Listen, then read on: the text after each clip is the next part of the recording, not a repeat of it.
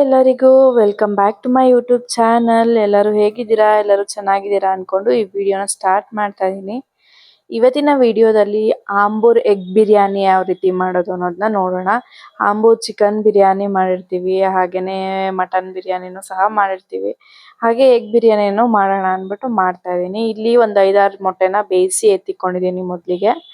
ಅದಾದ್ಮೇಲೆ ಹಸಿಮೆಣಸಿನ್ಕಾಯಿ ಬರುತ್ತಲ್ಲ ಅದನ್ನ ಒಂದು 5-6 ತಗೊಂಡಿದ್ದೀನಿ. ನಿಮಗೆ ಖಾರ ಎಷ್ಟು ಬೇಕೋ ಅಷ್ಟು ನೋಡಿ ತಗೊಳ್ಳಿ. ಹಾಗೆ ಒಂದು 5-6 ಗೋಡಂಬಿನೂ ಸಹ ತಗೊಂಡಿದ್ದೀನಿ. ಗೋಡಂಬಿ ಏನೋ ಆಪ್ಷನಲ್ಲು, ನಿಮಗೆ ಬೇಕು ಅಂದರೆ ಹಾಕೋಬೋದು. ಅದು ಚೆನ್ನಾಗಿರುತ್ತೆ, ರಿಚ್ನೆಸ್ ಜಾಸ್ತಿ ಕೊಡುತ್ತೆ, ಮತ್ತು ರುಚಿನೂ ಚೆನ್ನಾಗಿರುತ್ತೆ ಚಿಕನ್ ಐಟಮ್ ಯಾವುದೇ ನಾನ್ ವೆಜ್ ಐಟಮ್ಗಾದ್ರೂ. ಸೊ ಹಾಗಾಗಿ ತಗೊಂಡಿದ್ದೀನಿ. ಇದನ್ನು ಒಂದು 10 ನಿಮಿಷ ಬಿಸಿನೀರಲ್ಲಿ ನೆನೆಸಿ ಎತ್ತಿಕೊಂಡಿರೋದು. ಈಗ ಇದನ್ನ ಮಿಕ್ಸಿ ಮಾಡ್ಕೊತಾ ಇದ್ದೀನಿ.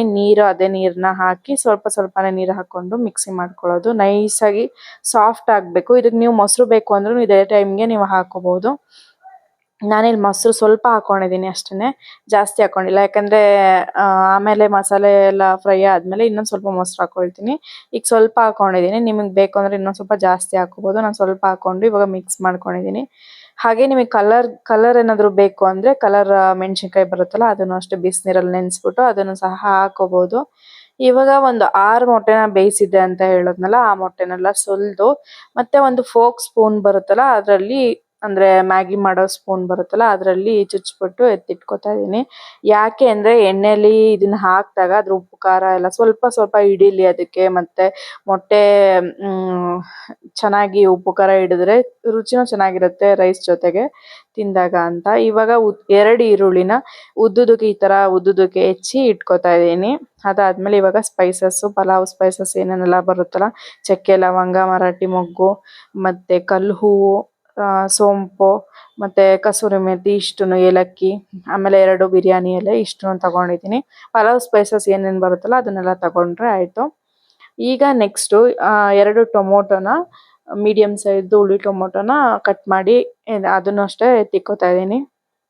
ಅದಾದಮೇಲೆ ಈಗ ಒಂದು ಬಾಣಲಿಗೆ ಸ್ವಲ್ಪ ಎಣ್ಣೆ ಹಾಕ್ಕೊಂಡು ಮೊಟ್ಟೆ ಎಲ್ಲ ಏನು ಸುಲಿದ್ಬಿಟ್ಟು ಇಟ್ಟಿರ್ತೀವಲ್ಲ ಅದನ್ನೆಲ್ಲ ಹಾಕಿ ಸ್ವಲ್ಪ ಅರಿಶಿನ, ಖಾರ ಪುಡಿ ಮತ್ತು ಉಪ್ಪು ಇಷ್ಟನ್ನು ಹಾಕಿ ಚೆನ್ನಾಗಿ ಫ್ರೈ ಮಾಡ್ಕೋಬೇಕು.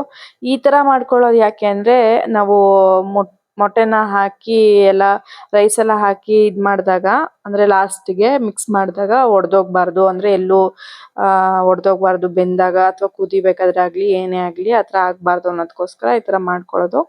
ಆ್ಯಂಡ್ ಇವಾಗ ಒಂದು ಕುಕ್ಕರ್ಗೆ ಸ್ವಲ್ಪ ಎಣ್ಣೆ ಹಾಕ್ಕೊಂಡು ಸ್ವಲ್ಪ ತುಪ್ಪ ಹಾಕ್ಕೊಂಡಿದ್ದೀನಿ. ಇವಾಗ ಇದಕ್ಕೆ ಸ್ಪೈಸಸ್ ಏನೇನು ಬರುತ್ತಲ್ಲ ಪಲಾವ್ ಸ್ಪೈಸಸ್ಗಳು ಅದನ್ನೆಲ್ಲ ಹಾಕಿ ಮಿಕ್ಸ್ ಮಾಡ್ಕೊಳ್ತಾ ಇದ್ದೀನಿ. ಚಕ್ಕೆ ಲವಂಗ, ಏಲಕ್ಕಿ, ಆಮೇಲೆ ಮರಾಠಿ ಮೊಗ್ಗು, ಕಲ್ಲು ಹೂವು, ಅನಾನಸ್ ಹೂವು ಬೇಕು ಅಂದರೆ ಅದನ್ನು ಹಾಕೋಬೋದು, ಮತ್ತು ಕಸೂರಿ ಮೆಥಿ, ಪಲಾವ್ ಎಲೆ ಇಷ್ಟನ್ನು ಹಾಕಿ ಉದ್ದುದಕ್ಕೆ ಹೆಚ್ಚಿರೋಂತಹ ಈರುಳ್ಳಿನೂ ಸಹ ಹಾಕಿ ಚೆನ್ನಾಗಿ ಫ್ರೈ ಮಾಡ್ಕೊತಾ ಇದ್ದೀನಿ. ಅದು ಸ್ವಲ್ಪ ಬ್ರೌನ್ ಕಲರ್ ಆಗಬೇಕು ಈರುಳ್ಳಿ, ಆ ಥರ ಫ್ರೈ ಮಾಡಿಕೊಂಡ್ರೆ ತುಂಬ ಚೆನ್ನಾಗಿರುತ್ತೆ ಟೇಸ್ಟು ತಿನ್ನೋಕ್ಕೆ. ಹಾಗೆ ಶುಂಠಿ ಬೆಳ್ಳುಳ್ಳಿ ಪೇಸ್ಟು ಒಂದು ಸ್ವಲ್ಪ ಜಾಸ್ತಿನೇ ಹಾಕ್ಕೊಳ್ಳಿ. ನಾನಿಲ್ಲಿ 2 ಚಿಕ್ಕ ಸ್ಪೂನು 2 ಸ್ಪೂನಷ್ಟು ಹಾಕೋತಾ ಇದ್ದೀನಿ. ನೀವು ಇನ್ನೂ ಜಾಸ್ತಿ ಬೇಕಂದ್ರೆ ಹಾಕೋಬೋದು. ಇದಕ್ಕೆ ಯಾವುದೇ ರೀತಿಯಾದ ಗರಂ ಮಸಾಲ, ಖಾರ ಪುಡಿ, ಧನಿಯಾ ಪುಡಿ ಇದು ಯಾವುದೂ ಹಾಕ್ತಾಯಿಲ್ಲ, ಹಾಕ್ದೇ ಹಾಗೆ ಮಾಡ್ತಾ ಇರೋಂಥದ್ದು ಇದು. ಅದೇ ಆಂಬೂರ್ ಬಿರಿಯಾನಿ ಸ್ಟೈಲು.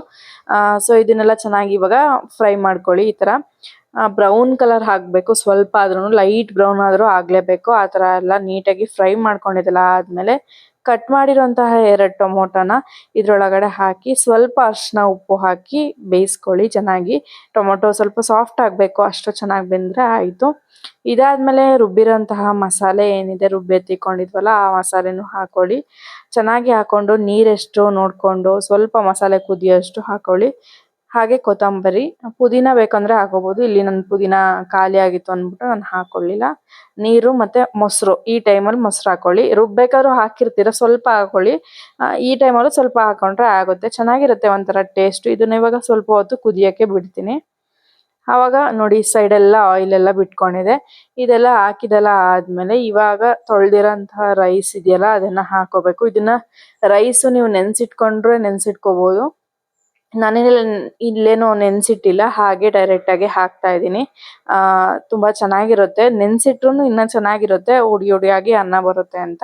ಹಿಂಗೆ ಮಾಡಿದ್ರೂ ಇನ್ನೂ ಚೆನ್ನಾಗಿರುತ್ತೆ. ಸ್ವಲ್ಪ ನೀರು ಮತ್ತು ಉಪ್ಪು, ನಿಂಬೆಹಣ್ಣು ಬೇಕು ಅಂದರೆ ಹಾಕ್ಬೋದು, ನಾನು ನಿಂಬೆಹಣ್ಣನ್ನು ಹಾಕ್ಕೊಳ್ಳಿಲ್ಲ. ಹಾಗೆ ಮೊಟ್ಟೆ ಏನು ಎಲ್ಲ ಎಣ್ಣೆಯಲ್ಲಿ ಫ್ರೈ ಮಾಡಿದ್ವೋ ಅದು ಹಾಕಿ ಆಯಿಲ್ ಎಲ್ಲ ಹಾಗೆ ಹಾಕೋಬಿಟ್ಟು ಮಿಕ್ಸ್ ಮಾಡಿ ಮತ್ತೆ ನೀರೆಲ್ಲ ಹಾಕಿ ಉಪ್ಪು ಖಾರ ನೋಡಿ ಹೇಗೆ ಏನು ಇನ್ನ ಖಾರ ಉಪ್ಪು ಬೇಕಾ ಏನು ಅಂತ ಹೇಳಿ ನೋಡ್ಕೊಳ್ಳಿ. ಇದೆಲ್ಲ ಆದ್ಮೇಲೆ ಇವಾಗ ಫೈನಲ್ ಆಗಿ ಲಿಡ್ ಕ್ಲೋಸ್ ಮಾಡಿ ಒಂದ್ 2-3 ವಿಶಿಲ್ ತಗೊಂಡ್ರೆ ಆಗೋಗುತ್ತೆ. ಈ ವಿಶಿಲು ಬಂತು, ಆಯ್ತು ವಿಶಿಲು ನೋಡಿ ಇವಾಗ ಯಾವ ತರ ಬಂದಿದೆ ಅಂದ್ರೆ ಎಷ್ಟು ಗಮ್ಮ ಅಂತಿದೆ ಅಂದ್ರೆ ಮನೆ ಫುಲ್ಲು ಘಮ ಘಮ ಅಂತ ಸ್ಮೆಲ್ಲು, ಅಷ್ಟು ಸ್ಮೆಲ್ಲು. ಶುಂಠಿ ಬೆಳ್ಳುಳ್ಳಿ ಪೇಸ್ಟು ಎಲ್ಲ ಹಾಕಿರೋದಕ್ಕೆ ನೋಡ್ತಾ ಇರ್ಬೋದು ಎಷ್ಟು ಚೆನ್ನಾಗಿ ಬಂದಿದೆ ಅನ್ನ ಅಂತ. ನೀರು ಕರೆಕ್ಟಾಗಿ ಹದವಾಗ ಹಾಕಿದ್ರೂ ಆಗುತ್ತೆ, ತುಂಬಾ ನೀರಾದ್ರೂ ಸಾಫ್ಟ್ ಆಗಿ ಆಗ್ಬಿಡುತ್ತೆ ಅನ್ನ. ಒಬ್ಬೊಬ್ರು ಆ ಥರ ಲೈಕ್ ಮಾಡ್ತಾರೆ ಸ್ವಲ್ಪ ಮೆತ್ತೆ ಇರಬೇಕು ಅಂತ, ಒಬ್ಬೊಬ್ರು ಈ ಥರ ಜಾಸ್ತಿ ಮೀಡಿಯಮ್ ಆಗಿರ್ಬೇಕು ಅಂತ ಇಷ್ಟಪಡ್ತಾರೆ. ಇನ್ನು ಕೆಲವರು ಒಂಥರ ಗಟ್ಟಿಯಾಗಿ ಇರುತ್ತೆ ಅಂದ್ರೆ ನೀರು ಕಮ್ಮಿ ಹಾಕ್ಬಿಟ್ಟು ಒನ್ ಟೈಮ್ ತಿಂದಾಗ ಫುಲ್ ಎಲ್ಲ ಅನ್ನ ಎಲ್ಲ ಉಡಿ ಆಗಿ ಇರುತ್ತೆ, ಆ ಥರನೂ ಇಷ್ಟಪಡ್ತಾರೆ. ನಾವೇನಿಲ್ಲ ಇದೇ ಥರನೇ ಮೀಡಿಯಮ್ ಆಗಿದ್ರೆ ಆಯಿತು, ತುಂಬಾನೇ ಚೆನ್ನಾಗಿರುತ್ತೆ.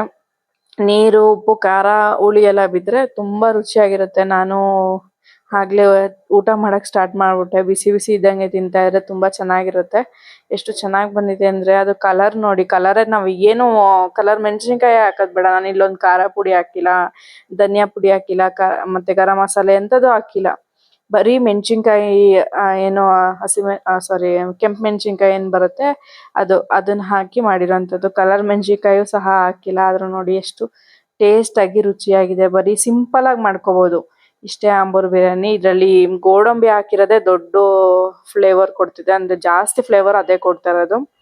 ಇಷ್ಟೇ ಇವತ್ತಿನ ವಿಡಿಯೋ. ಹೇಗಿತ್ತು ಅನ್ನೋದನ್ನ ಕಮೆಂಟ್ ಮಾಡಿ ತಿಳಿಸಿ. ಸಬ್ಸ್ಕ್ರೈಬ್ ಆಗಿ. Thank you for watching.